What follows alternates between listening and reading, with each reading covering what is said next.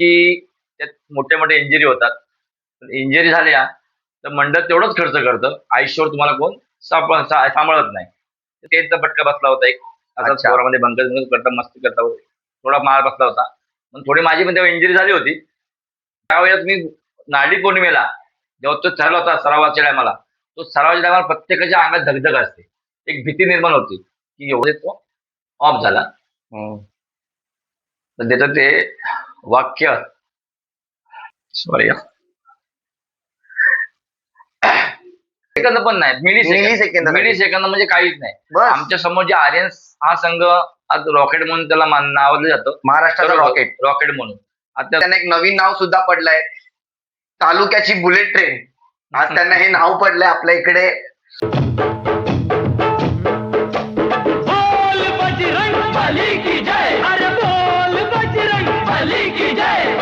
जय भीम, जय महाराष्ट्र, जय शिवराय. मी विशाल संघारे तुमच्या सर्वांचं पुन्हा एकदा एक नवीन पॉडकास्ट मध्ये मी तुमच्या सर्वांचं स्वागत करतोय.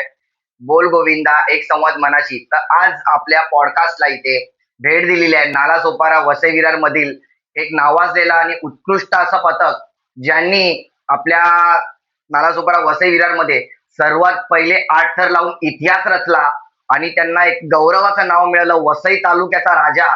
आणि आज तो राजा अख्ख्या जगभरामध्ये आपल्या नावाचा डंका वाजवतोय. तर आपण अशा एका पथकाकडे पोहोचलेलो आहे. त्या पथकाचं नाव आहे शिव गणेश मित्र मंडळ. आणि त्या शिव गणेश मित्र मंडळाचे प्रशिक्षक सचिन दादा आपल्या पॉडकास्टला आलेले आहेत. दादा, तुमचं सर्वात आधी तर आमच्या पॉडकास्टमध्ये वेलकम. तुमच्या सर्वांचं इथे मी आभारी आहे की तुम्ही आमच्या पॉडकास्टला तुम्ही भेट दिलीत. त्यासाठी मी तुमचा आभारी आहे आणि तुमचं स्वागत आहे आमच्या पॉडकास्टमध्ये. तर दादा, तुम्हाला कसं वाटतं आपल्या पॉडकास्टमध्ये येऊन? छान, पहिल्यांदाच पॉडकास्ट बघतो मी, घेतोय मी. अजून मला दिली होती, पहिल्यांदाच मी पॉडकास्ट देतोय मी. आणि ते तुझ्या ह्याच्यात देतोय म्हणजे चांगलीच गोष्ट आहे. कारण तू पण एक गोविंदाच आहेस आणि एक गोविंदाच्या पॉडकास्ट घेतोय, ही चांगलीच गोष्ट आहे. आणि नक्कीच. आणि दादा, मला असं विचारायचं, जेव्हा आपलं हे शिवगणेश मित्र मंडळ आहे, आपल्या शिवगणेश मंडळाची स्थापना किती साली झाली? शिवगणेश मित्र मंडळाची स्थापना 2004 साली झाली. 2004. हा, तेव्हा काही नेमकीच मुलं होती, काही थोडीशी मुलं होती. मग मी माझं मंडळ मुंबईला होतो, वडलीला होतं. तिथं 2004 पासून आमच्या तिकडं पोलीस कॅम्प असल्यामुळे पोरं नंतर रिटायर झाल्यानंतर सगळेजण इकडे तिकडे जाऊ लागले. त्यामुळे ते मंडळ बंद होण्याचे चान्सेस होतं. तिथेही प्रशिक्षक होतो मी तिथे पण, आणि स्वतः एक गोविंदा पण होतो. पण तिथं बंद झाल्यानंतर मग काही इकडची मुलं होती जी ओळखीची होती, ती आली माझ्याजवळ, बोलली की दादा आम्हाला दहीहंडी साजरं करायचं आहे, तर तू आम्हाला मदत करशील का, आम्हाला शिकवशील का? म्हटलं हो. पण बोलो, दहीहंडी हा असा उत्सव आहे की त्यात मोठे मोठे इंजुरी होतात. इंजुरी झाल्या तर मंडळ तेवढंच खर्च करतं, आयुष्यावर तुम्हाला कोण सांभाळत नाही. तर ते कारण सांगितलं तेव्हा. ते पोरांना बोलत तुम्ही पहिले नीट विचार करा, कारण तुम्ही नवीन पोर आहात, नवीन पोरं, नवीन तुमची एनर्जी असणार आहे, नवीन तुम्हाला शिकवला नाही, मला परत झिरोतून तुम्हाला मला परत घडवायचं आहे. त्यामुळे जरा विचार करा, तर एखादा इंजर झाला तर उद्या तर हातपायचा मोडला, कोणतं काय झालं, तो ते तेवढ्यापुरती मंडळ खर्च करेल, पण आयुष्यभर त्याला कोण बघत नाही. हा प्रत्येक इतिहास मंडळाचा आहे आज चालू झालेला. तर ते बोलले की आम्ही विचार करतो. मग त्या विचार करून त्या पोरांनी येऊन सांगितलं की दादा आम्ही तयार आहे, तू शिकव आम्हाला. म्हणजे त्यांनी जो विश्वास दाखवला होता, तो विश्वास हा माझ्या इतिहासामध्ये घडला. दादा, किती संख्या होती जेव्हा स्टार्टिंग आपण 2004 ला आपल्या ज्या मंडळाची स्थापना केली, तेव्हा संख्या किती होती मुलांची? संख्या तशी बघायला गेलं तर तुम्ही 50-60 पोरांची होती. अच्छा. कमीत कमी. नंतर मग जसं तेव्हा यावेळी क्रेज नव्हता सोपा साईडला की हंडी बांधणे वगैरे, आयोजक पण होते एवढे, थोडाच क्रेज होता. पण त्या क्रेजमध्ये मग हळूहळू काही मुलांना, जे मुंबईची मुलं काही काही स्थायिक झाली होती, त्यांना कळलं की इथं मंडळ नवीन गोविंदा पथक ओपन होतं. ते काही मुलं आमच्यामध्ये सगळे झाले. आमच्या ह्या 8 कॉलन्या ज्या आहेत ना सगळे चालल्या, तर प्रत्येक कॉलनीमध्ये काही मुलं अशी आमच्याशी संपर्क झाले आणि आम्ही तो एक गोविंदा या लोकांनी पोरांनी मी चालू केला. तो जे मी चालू करण्यापेक्षा मुलांनी चालू केला होता तो. आणि त्याने सांगितलं तू फक्त आम्हाला शिकवायचं काम.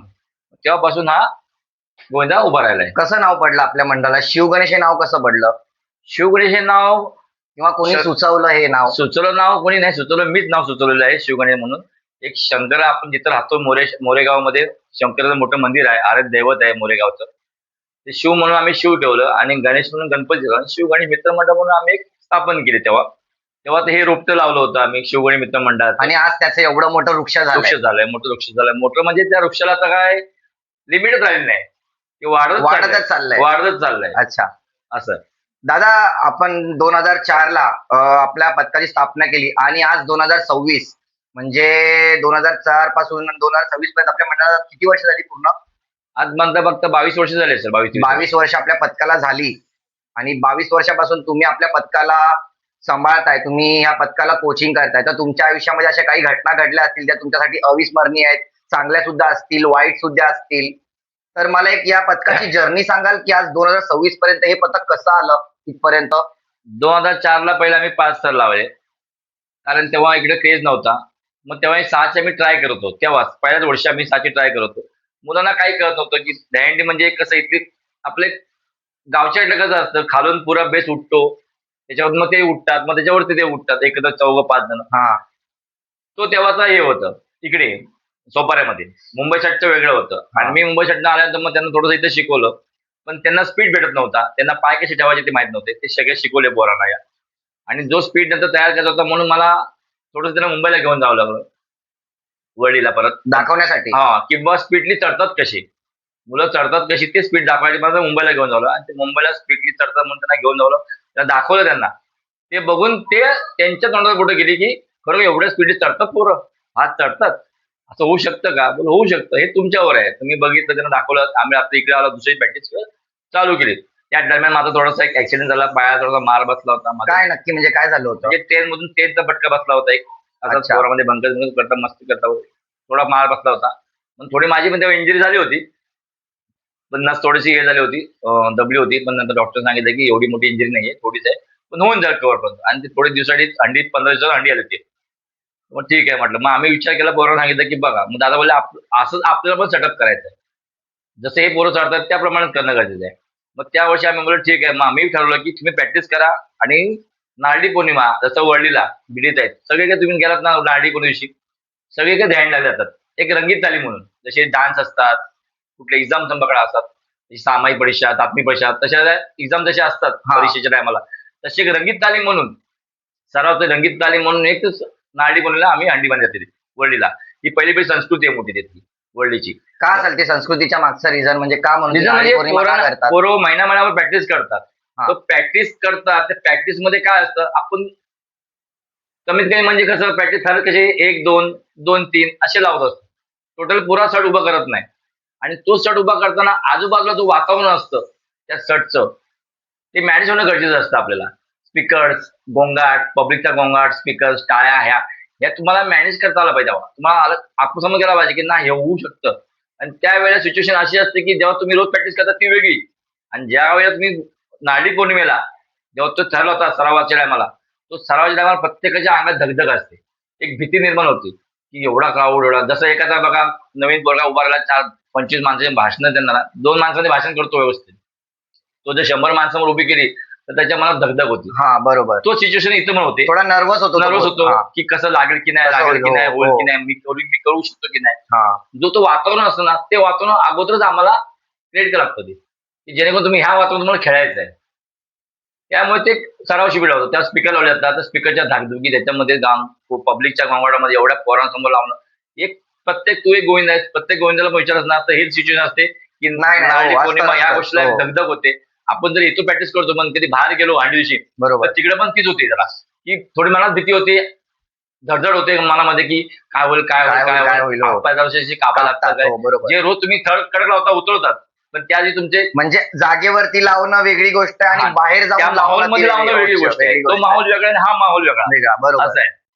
ते माहोल करणं, क्रिएट करणं गरजेचं आहे. म्हणून तो एक सराव ठेवला होतो नारळी पौर्णिमा. नारळी पौर्णिमेचा. तेव्हा आम्ही तो प्रॅक्टिस केली होती, जेणेकरून त्याच्यानंतर आम्हाला आयडिया येते. नंतर अच्छा. सरावानंतर नारळी पौर्णिमेचा तो सेम सेटअप दरवेळेला तर प्रॅक्टिस लावला होतो. स्पीकर लावले जातात, प्रॅक्टिस करा, स्पीकर लावले तर प्रॅक्टिस करा, असं इथं नाही करत. पण आम्ही तेव्हा ठरवलं की नारळी पौर्णिमेला आम्ही सुरू करायचे. आणि नारळी पौर्णिमेला आम्ही इथे कविता अपार्टमेंट आहे, तिथे पहिलं आमचं मैदान होतं छोटंसं, तिथं आम्ही जे स्टार्ट केली नारळी चालू केली. आणि तो नारळी पौर्णिमेचा रंगीत तालीमचा सराव आज सोपाऱ्यामध्ये हे होतोय. आज सगळीकडे म्हणजे ही जी परंपरा आहे ही सर्वात पहिली शिवगणेश मित्र मंडळाने चालू केली. बरोबर. नारळी पौर्णिमेला दहीहंडी लावायची आणि आज तुमची आदर्श घेऊन तुमचं सगळं बघून आज सगळे बरोबर पूर्ण नालासोपारा वसई विरार मध्ये साजरं करतात असं. अरे वा, चांगली गोष्ट आहे. म्हणजे शिकण्यासारखं आहे शिवगणेश मित्र मंडळामधून हे सगळ्या गोष्टी.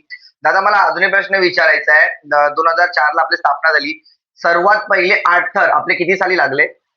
सर्वात पहिले अडचण आमच्या 11 लागले. 2011 हा. सर्वात पहिले हो. अडचण 2011 साली आपले लागले. त्या वर्षामध्ये त्या वर्षाची मला जर्नी सांगू शकाल, म्हणजे जी प्रॅक्टिस जेव्हा तुम्ही चालू केली त्या 2011ला ते शेवटच्या दिवशी 8 थर लागेपर्यंतची एक जर्नी, त्या ज्या पिरियड मध्ये त्या 2 महिन्याच्या मध्ये काही तुमचं घडल्या अशा काही गोष्टी जे तुमच्या अविस्मरणीय आहेत? तसे तेव्हा काही घडली नव्हत्या गोष्टी आमच्या. आम्ही तेव्हा पहिलेच आम्ही 5 थर, 7 थर आणि 7 थर हे अमित वैद्य ते हंडी लावायचे. पहिले ते काँग्रेसमध्ये होते, आता बहुजन विकास आघाडीमध्ये आहेत.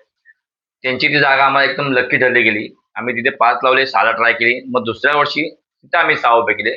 7ला ट्राय केली. तिसऱ्या वर्षी आम्ही 7 लावले. चौथ्या वर्षी आम्ही तिथे 8ची ट्राय केली.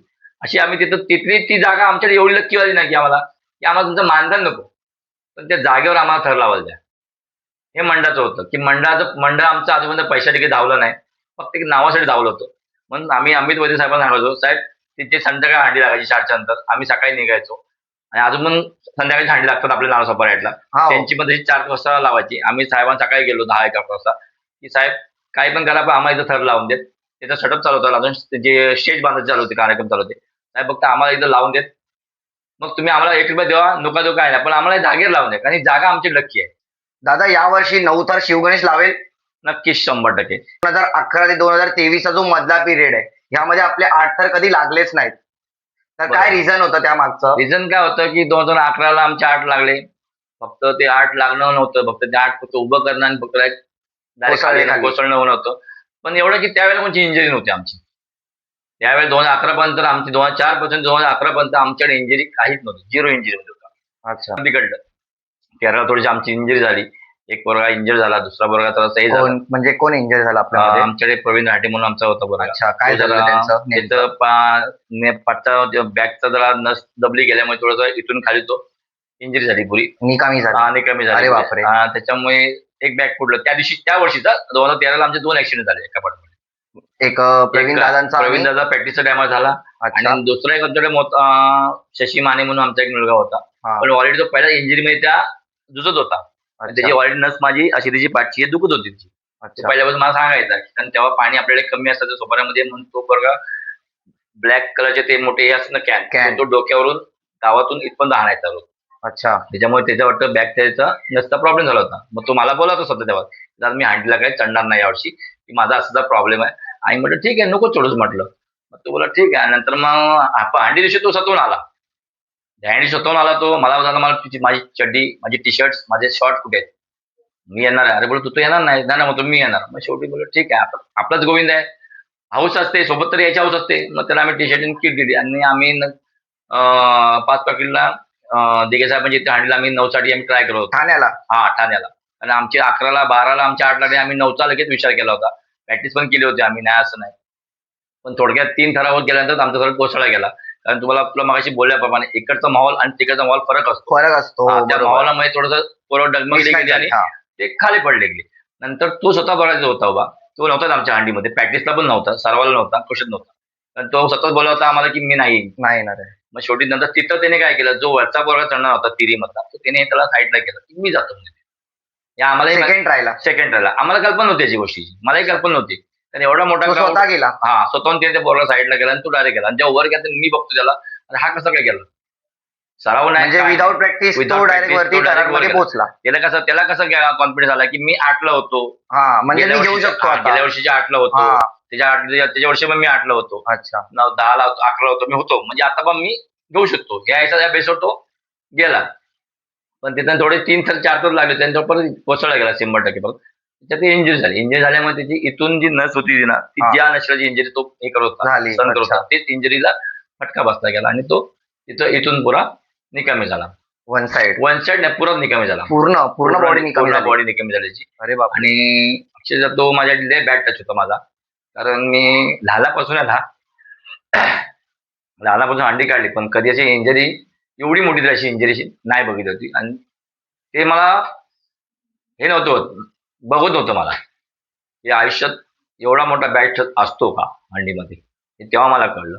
आम्ही पण केलो हंडी, आम्ही पडलो, आम्ही नाही असं नाही, पण ते 2-3 थरावर. पण हा जो हे झाला होता अक्षरशः करू, तो आमच्या लय मोठा बॅट टच होता. मग तो आम्ही हॉस्पिटलकडे घेऊन गेलो, तिथून आम्ही केमला घेऊन गेलो. केमला घेऊन गेल्यानंतर मग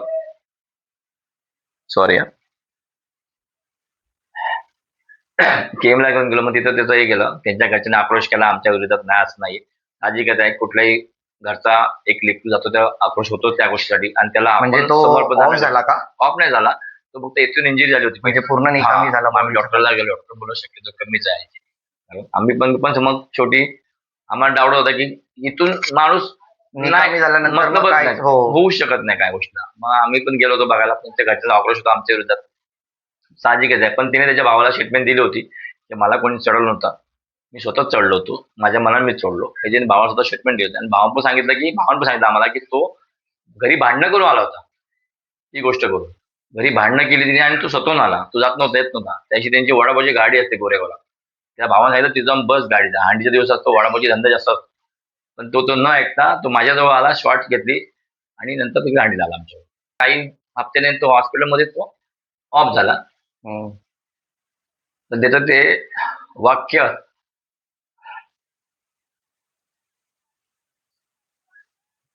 सॉरी, त्याचं ते वाक्य होतं ना, ते दादा मी बरं होईन का, हे अजूनही माझ्या मनात कोंबलंय खरोखर. त्यापासून मी हंडी हा विषय स्टॉप केला होता. हंडीचे स्टॉप करून टाकला की हंडी नाही काढायची. भले बरं आपण आयोजन करूया, भले ते 7 तर असो 5 तर असो, पण त्याच्याकडे आयोजन करूया, म्हणजे सेफ्टीच्या हिशोबात करू. आणि ते आम्ही मग आयोजन म्हणून चालू केलं. तेव्हा आम्हाला धनंजय गावडे साहेबांनी मला भरपूर मदत केली. गावडे साहेबांना सांगितलं गेलं, मी सांगितलं होतं की साहेब जरा आता थोडंसं मंडळ मी स्टॉप करतो, जरा मला फक्त थोडंसं हेल्प पाहिजे. म्हणून साहेबांनी मला फायदेशीर हेल्प दिली. मी आयोजन 3 वर्ष केलं. 3 वर्षामध्ये नवीन पिढी तयार झाली, नवीन पिढी उत्साह झाली की नाव आहे मंडळाचं, आपण का कमी राहायचं. त्या जनरेशन ती पोरं हळूहळू प्रॅक्टिस करायला लागली. तर मी नव्हतो तेव्हा त्यांच्याबरोबर सोबत, पण ते प्रॅक्टिस चालू केलं कोणी थोडी थोडी. मला बोलले तू ये शिकवायला, तर मी जायला लागलो.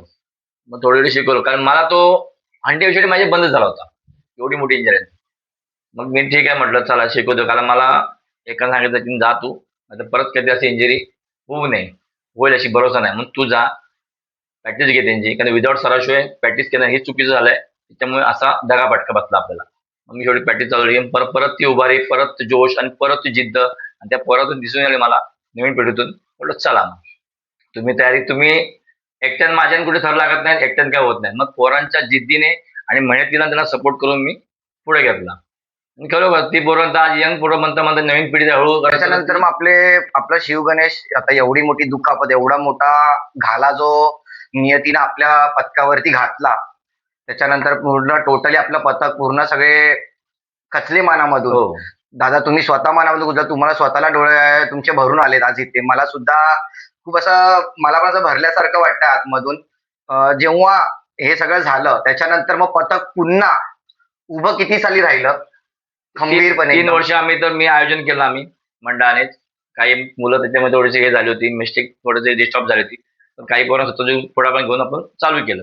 आणि नंतर मग 16-17 नंतर मी परत एकदा उभा राहिलो, आणि परत एकदा आम्ही ट्राय केली 8ची पुन्हा, की 7 नाही होत, त्यावेळी 8च लावायचे. का आमचा 8चा विषय तो आमचा 8च ठेवायचा आम्हाला. मग त्या परत आमची प्रॅक्टिस सुरू झाली, सराव सुरू झाला, आणि विशालनगरला परत आम्ही 8ची ट्राय मध्ये, ती पण थोड्या वेळ आमची परत पडली गेली. नंतर पुन्हा एकदा पुढच्या वर्षी परत आम्ही जी ट्राय केली ती स्वप्नच मूर्ती म्हणून पोरांनी त्याला नाव दिलं. ती स्वप्नपूर्ती म्हणजे आमचं स्वप्न होतं नवीन पोरांचं, म्हणजे यंग ब्रिगेडचं, की स्वप्न होतं की आम्ही पण 8 लावावे. आज जुन्या पोरांनी 5 वेळा 8 लावलं, तर आम्ही काय नाही लावावे. हा त्यांचा जोश. जुन्या पोरांकडून काही त्यांना घेण्यासारखं त्यांनी घेतलं, आणि त्यावेळेला 4 वेळा लोकांनी 8 लावले. क्या बात आहे. 4 वेळा 8 लावले आणि सक्सेस झाले. त्यापासून मग तो परत 2018ला पुन्हा त्या लोकांनी, म्हणजे 2011ला जे 8 लावले, त्याच्यानंतर परत 8 वर्षानंतर 8 लावले शिव गणेशनी, ते पण 4 वेळा एकाच दिवसात 4 वेळा 8 लावले. 8 लावून सक्सेस झाले. त्याच्यापासून मग ती परत ते म्हणतात ना, झाडा मी मगाशी बोलल्याप्रमाणे एक झाड लावले, झाडाचे पानं गळतात, नवीन पालवी फुटते, हो. ते झालं गेलंय माझ्या. आणि आज शिव गणेशनी जे रोपटा लावलं, ते रोपटा आज एवढं मोठं झालंय, आणि त्याची जी आता फळं ज्या तुम्हाला भेटतात, प्रो गोविंदा, मी तर ऐकलं प्रो गोविंदा सुद्धा तुम्ही सीझन 1ला वाटतं क्वालिफायर राऊंड मधून बाहेर होतात, पण सीझन 2ला तुम्ही डायरेक्ट फायनलला उडी मारली. मला अजून एक असा प्रश्न विचारायचा आहे, जेव्हा शिव गणेश गोविंदा पथक आपलं जेव्हा प्रो मध्ये गेलं, तेव्हा त्या प्रो मधले काही फायदे झाले आपल्याला? हो, नक्कीच फायदा झाला. प्रोचा लय फायदा झाला आम्हाला.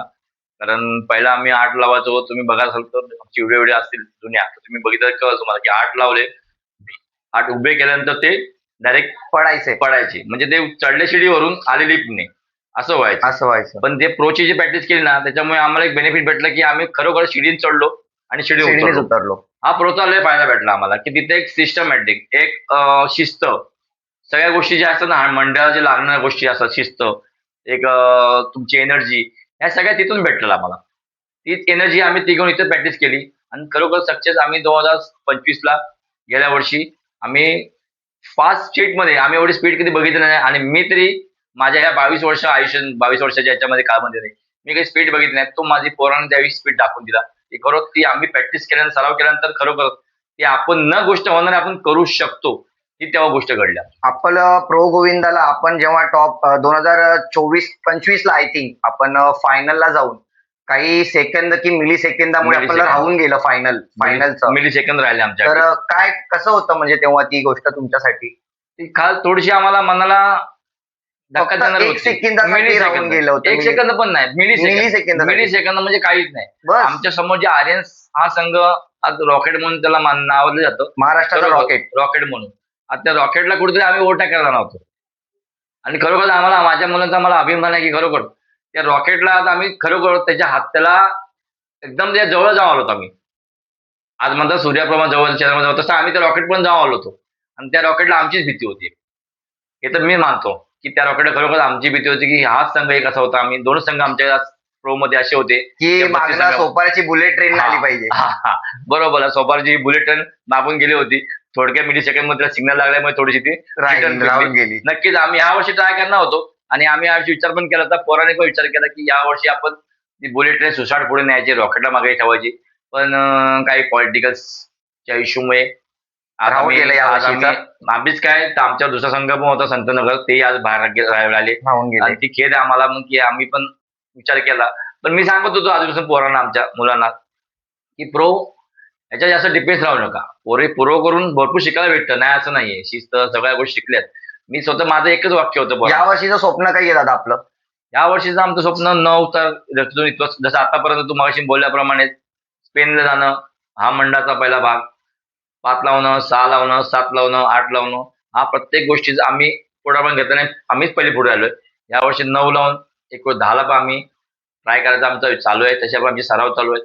तर आम्ही विचार करतोय की 10 लावून एकदम फुल स्टॉप देऊन टाकायचा, विषय संपला. नक्कीच यावर्षी 10 लावून या किंवा पुढच्या येत्या 2 वर्षामध्ये शिवगणेश 10 लावणार 10 आणि लावणार. यावर्षी 9 लावणार दादा. हो, यावर्षी 9 लावणार. उतरवण्याचं काही उत्तरानंतर पुरा आमचा प्लॅन आहे. कारण पण काय 9 लावणार हे फिक्स. 9 लावणार 100% लागणार. आणि पोरांची गेल्या वेळी थोडक्यासाठी ती 9 राहिले होते गेल्या वर्षी, तर गेल्या वर्षी आमचे 9 उभे राहणार होते. गेल्या वेळी पाऊस भरपूर होता, तुम्ही सगळ्यांनी बघितलं असेल. त्या पावसामध्ये पोरण जरा हे झाले होते, त्याच्याने थोडक्यात राहिला. पण नक्कीच पोरांनी जिद्द ठेवली आहे. आज पोरं सरावाला आला, तुम्ही बघा, तुम्ही 100-150 पोरं येतात आज सरावासाठी, आज स्वतःहून खास आवडीने. आम्ही तेव्हा काय थोडंसं प्रो मध्ये आम्हाला बाहेर काढल्यामुळे पोरांची थोडं बॅकफुटला गेली पोरं, थोडी नाराज झाली पोरं. म्हणून थोडीशी पोरांना परत आम्हाला त्यांचं मन वळवावं लागलं की तुम्ही प्रो राहून देत, पुन्हा तयार करावं लागले. हो, पूर्ण तयार करा. प्रो ही फक्त आपली गर्लफ्रेंड आहे, आज आहे उद्या नाही.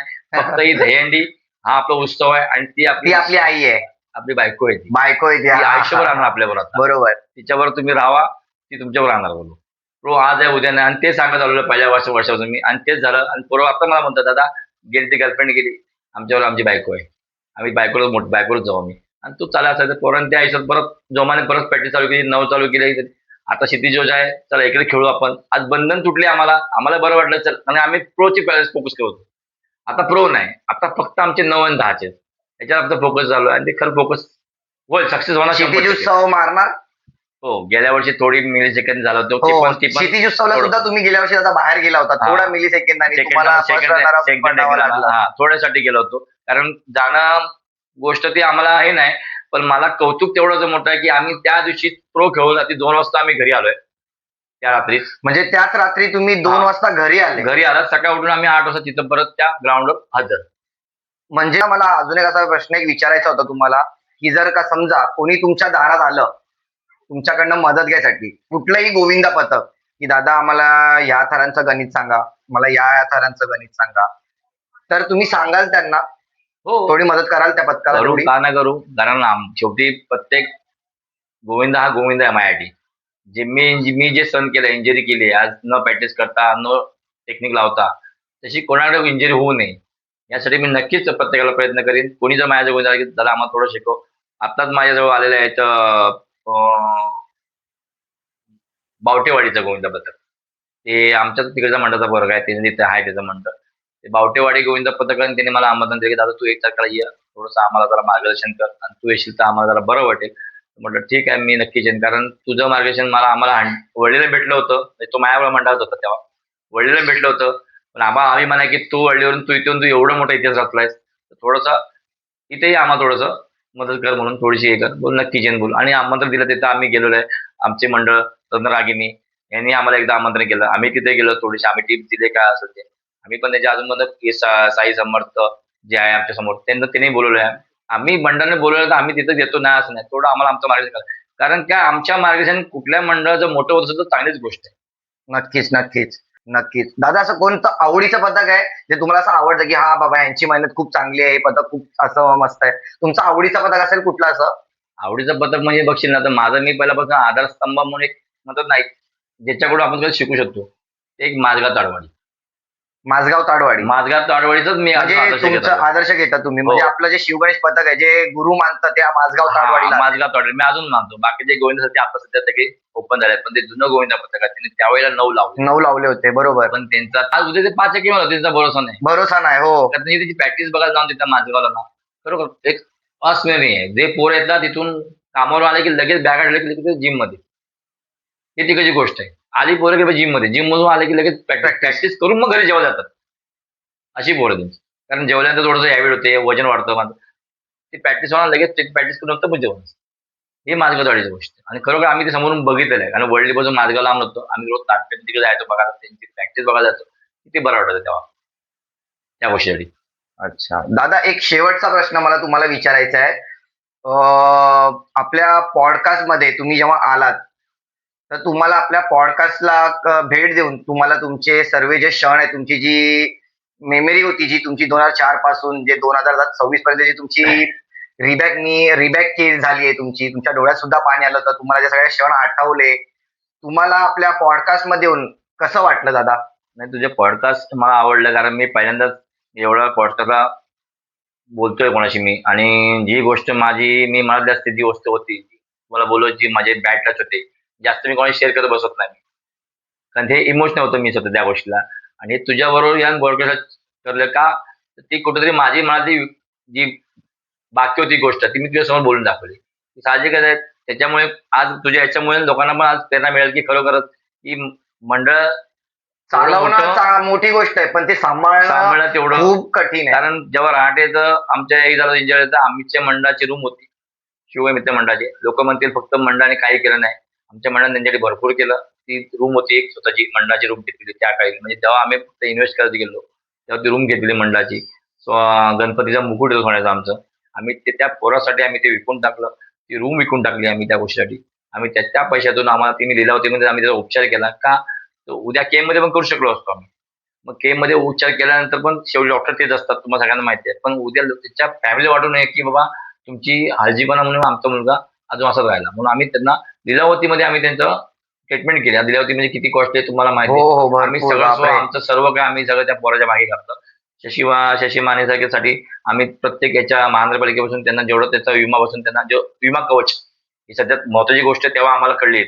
विमा कवच काय असतं. त्याच्यामुळे शशी मानेला जेवढं काय आम्हाला घेऊन देता येईल महानगरपालिकेतून अप्लाय करून तेवढी मंडळानं मदत केली. जेवढं मंडळ करता आलं तेवढं मंडळ केलं. मंडळ पुरं आमचं झिरोमध्ये गेलं होतं आणि परत आम्ही हा झिरोमधून अपयश उभं करतो आज.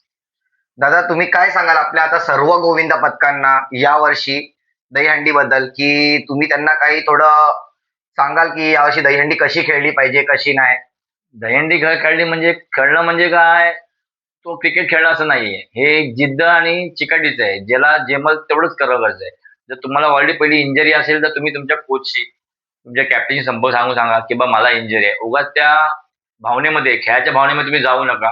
कारण उद्या ही इंजरी आज महागात पडते आणि त्याचं नुकसान तुम्हाला तर होतंच प्लस होऊन त्या मंडळालाही पडतं. आणि त्या मंडळामध्ये झाल्यामुळे तिथे जी पोरं असतात ती सरावाला येणारी ती जिद्दीने उभी राहणार असतात प्रॅक्टिस करायचे त्यांचं पण मन खचलं जातं. म्हणून जेवढा सराव आहे तेवढा तुम्ही थर लावा. जास्त उंची गाठायचा प्रयत्न करू नका. जर तुमच्याकडे तेवढं कॉन्फिडन्स आहे, तुमच्याकडे पोरं आहेत, तुमच्याकडे एनर्जी आहे, तर तुम्ही नक्की त्यासाठी प्रयत्न करा.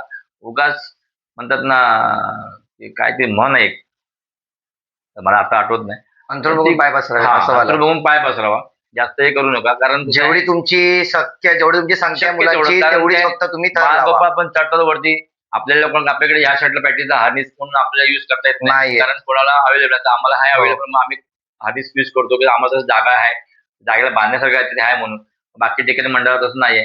पण जेवढे 4 थर 5 थर होतात ना, त्याने तुम्ही फक्त एवढं सांगा, सामावून गोविंदा करा. कुठली दुखापत नव्हता, कारण प्रत्येकाचा घरातला प्रत्येक कुठला ना करता करता पुरुष असतो, मुलगा असतो. त्यांना सांभाळणं आपलं गरजेचं आहे. दहीहंडी फक्त एक दिवसाचं आहे, पण आयुष्य सगळं खराब त्याच्यामुळे होऊन जातं. जर उद्या काही इंजुरी झाली तुमची, तर मग तुमचं पुरं आयुष्य त्याच्यामध्ये सगळं निघून गेलं. मग तुमच्या आई वडिलांना परत त्रास नाही. हे मी तुम्हाला सांगतो सर, आम्ही प्रत्येक मंडळाच्या पोरांना सांगतो की बघा, तुम्ही येताय पण तुमची इंजुरी सांगा आधी. तुम्हाला त्रास होतोय, नका थराला उभं राहू, बाहेर घ्या. मी सांगतो म्हणून तुम्ही राहू नका. नाही दादा भडकल, दादा मला बाहेर काढायला हांडीतून, हा विषय नाही होत आहे. तुमची इंजुरी आहे, तुम्ही वेट करा, पण मुद्दाम हे करू नका. मुद्दाम घेऊ नका मुद्दाम तुम्ही घेऊ नका की बाबा आता इंजुरी आहे, कारण का तुमच्या सरावावरतीच आज थर बाकीचे अवलंबून तर बाकीच्या म्हणजे एकाची चूक सर्वांना सर्वांना मागायला भागात पडते या गोष्टी.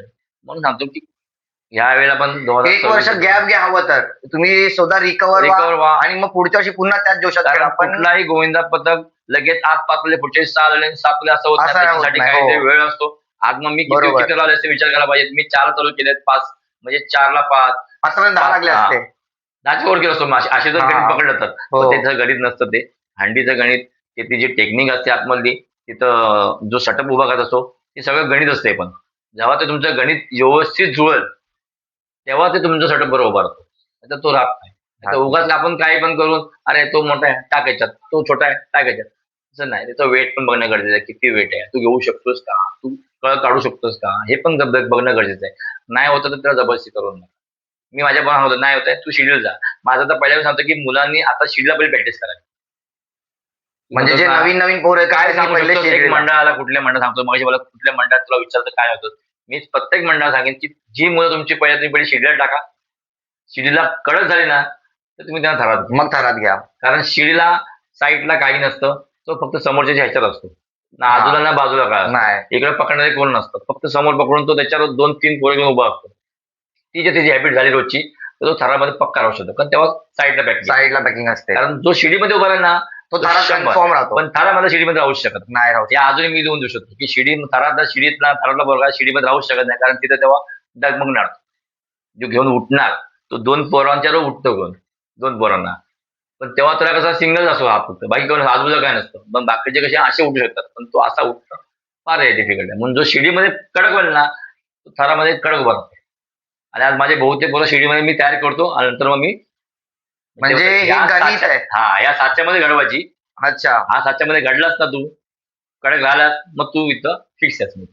म्हणजे पहिलं जे नवीन मुलं येतील तुमची, तर त्यांना सर्वात पहिलं आधी शिडीमध्ये ट्रेन करा आणि मग ते तिथे ट्रेन झाली की मग त्यांना थरामध्ये घ्या, असं दादांचं गणित. आणि नक्कीच ही गोष्ट कुठेतरी शिकण्यासारखी दादांकडनं, आणि या पॉडकास्टमध्ये दादांकडनं खूप काही गोष्टी शिकण्यासारख्या, आणि मी सुद्धा खूप काही गोष्टी शिकलो आणि खूप काही गोष्टी अनुभवल्या. आज शिवगणेश गोविंदा पथक, तालुक्याचा राजा, ज्याला आज जे नाव पडलंय, आणि आपल्या पॉडकास्टमध्ये त्यांना एक नवीन नाव सुद्धा पडलंय, तालुक्याची बुलेट ट्रेन. आज त्यांना हे नाव पडलंय आपल्या इकडे. तर खूप दादाकडे शिकण्यासारखं या पॉडकास्टमध्ये मी सुद्धा खूप शिकलोय. दादा, तुम्ही वेळात वेळ काढून आमच्या पॉडकास्टला दिला, त्याबद्दल मी तुमचा खूप आभारी आहे. आणि तुम्ही शिवगणेश मित्र मंडळाची या वर्षी कन्फर्म 9 थर लागू दे, अशी आपण आपल्या बाप्पाचरणी प्रार्थना करूया. आणि मी आजचा पॉडकास्ट इथेच तुमची आज रजा घेतो. जय भीम, जय महाराष्ट्र, जय शिवराय.